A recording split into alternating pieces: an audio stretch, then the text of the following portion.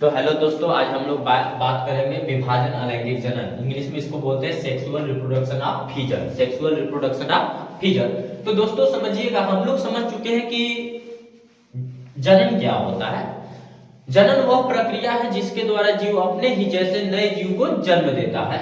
जनन दो प्रकार के होते हैं। There are two types of reproduction. First asexual reproduction and second sexual reproduction. Asexual reproduction के बारे में हम लोग पढ़ेंगे। पहला पार्ट जानेंगे कि असेक्सुअल रिप्रोडक्शन का होता क्या है। फीजन होता है। फीजन का मतलब होता है टूटना। क्या होता है? बटना, यानी टूट कर बटना। तो देखिए, इसमें हम लोग क्या पढ़ेंगे, विभाजन अलैंगिक जनन।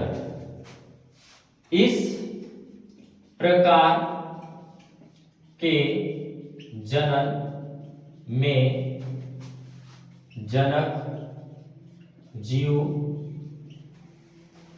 की कोशिका का केंद्रक विभाजित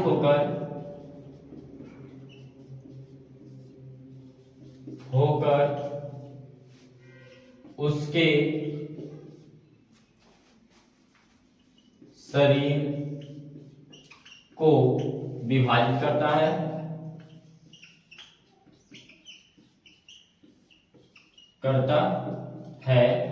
और इस प्रकार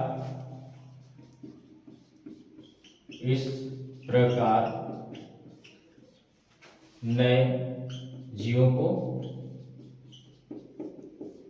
उत्पन्न करता है,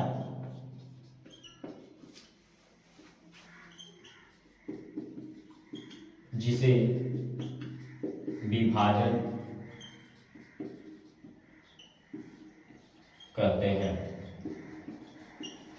तो दोस्तों समझिएगा कि इस प्रकार के अलैंगिक जनन में जनक जीव का जो कोशिका होता है, जैसे सपोज दैट अभी हम अमीबा की बात कर लेते हैं, ये ले लिए। इसका जो केंद्रक होता है, सबसे पहले क्या डिवाइडेड होगा? केंद्रक समसूत्री विभाजन के पश्चात दो भागों में बटेगा। इस तरह से बटना प्रारंभ होगा।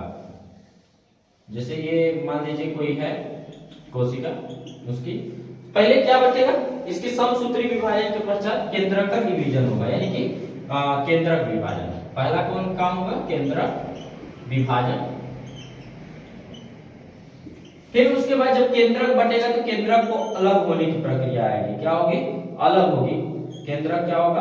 अलग हो गया। यानी कहने का मतलब केंद्रक इस तरह से अलग हो जाएगा, यानी कि टू डॉटर न्यूक्लियस बन जाएगा। अच्छा, अर्थात संतति केंद्रक।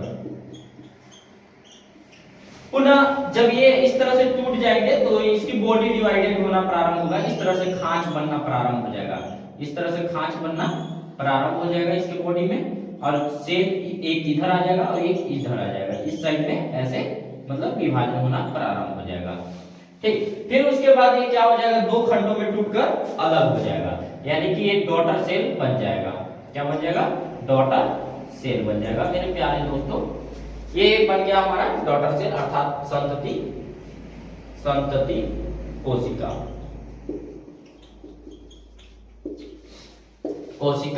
ठीक ना? तो देखिए, अलैंगिक जनन, विभाजन वाला जो अलैंगिक जनन है, उसमें सबसे पहले समसूत्री विभाजन के द्वारा उसके केंद्रक डिवाइडेड होगा। केंद्रक डिवाइडेड होने के बाद उसकी बॉडी में खांच बनना स्टार्ट होगा। उसके बाद वो दो खांच या दो से अधिक खांच हो सकते हैं। जितना उसके सेल में डिवीजन होगा, उसके न्यूक्लियस में डिवीजन होगा, उतना ही वो क्या होगा? भागों में बटेगा। तो ये कितने प्रकार के होते हैं दोस्तों? तो इसके बारे में हम लोग जानेंगे कि ये कितने प्रकार के होते हैं। तो देखिए, जो फीजन होता है, fission asexual reproduction of fission, तो ये दो प्रकार के होते हैं। There are two types of asexual reproduction fission. पहला होता है बाइनरी फीजन,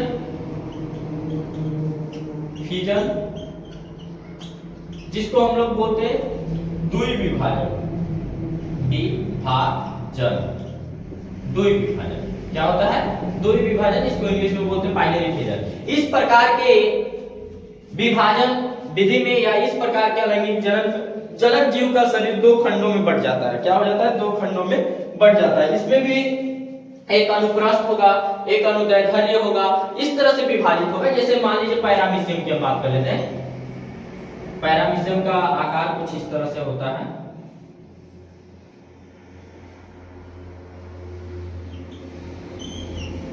इस तरह से मैं आकार बना देता हूं पैरामीशियम का।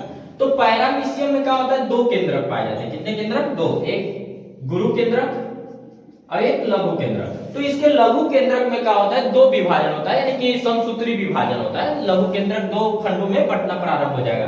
तो जब ये लघु केंद्रक दो खंडों में इस तरह से बढ़ जाएगा तो फिर इसकी शरीर यहां से टूटना प्रारंभ हो जाता है, यानी कि कहने का मतलब इस तरह से ये बंटना प्रारंभ हो जाता है। एक यहाँ पे बन जाता है और एक ऊपर की ओर इस तरह से बन जाता है, यानी दो पैरामीशियम का बंटवारा हो जाता है। इस प्रकार से एक पैरामीशियम से यानी पैरेंटल पैरामीशियम से दो पैरामीशियम अर्थात डॉटर पैरामीशियम का निर्माण हो जाता है। इस प्रकार के अलैंगिक जनन को द्विविभाजन अलैंगिक जनन कहते हैं। क्या कहते हैं? द्विविभाजन अलैंगिक जनन कहते हैं।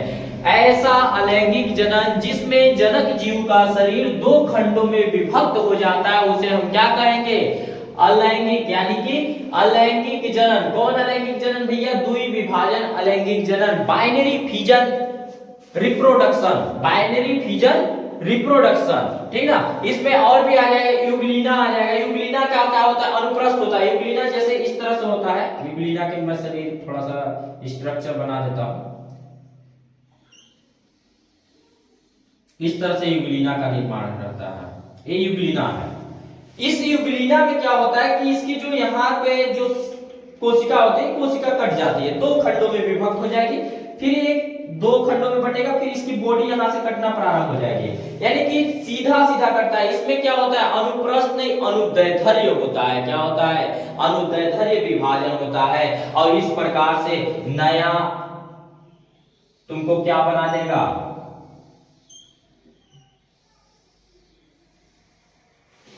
इस प्रकार से दो के रूप में विभक्त हो जाते हैं युगलीना। कौन विभक्त हो जाता है? युगलीना। एक आता है बहुविभाजन।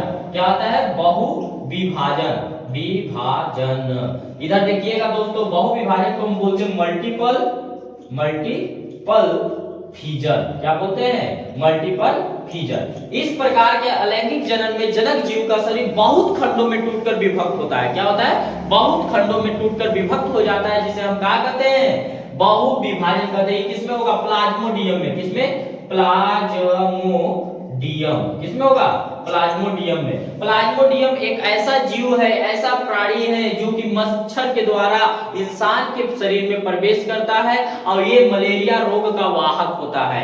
आपके शरीर में मलेरिया रोग हुआ है तो किसकी वजह से होता है? प्लाज्मोडियम से।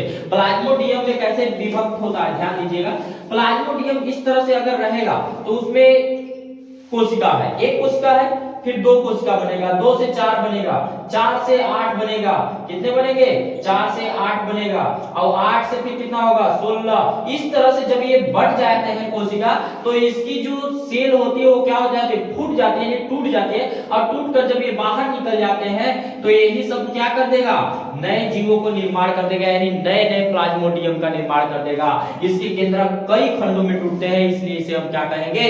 बहुविभाजन। दोस्तों आई होप कि आपको समझ में आया होगा। मेरी वीडियो को लाइक कीजिएगा, शिक्षण फिजिक्स यूपी वाले के चैनल को सब्सक्राइब कीजिएगा। धन्यवाद।